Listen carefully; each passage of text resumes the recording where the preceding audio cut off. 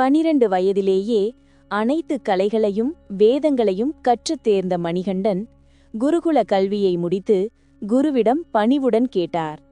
குருவே, உங்களுக்கு நான் செய்ய வேண்டிய குருதட்சிணை என்ன? அந்த கேள்வி கேட்டவுடன் குருவின் கண்களில் கண்ணீர். எனக்கு ஒன்றும் வேண்டாம்.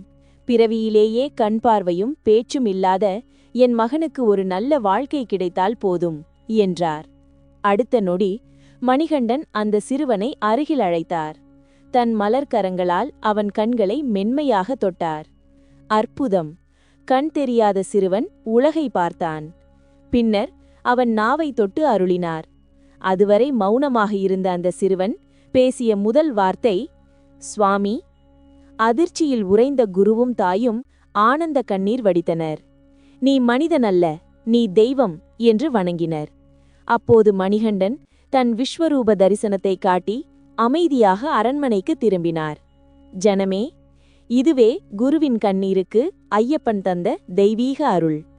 சுவாமியே சரணம்.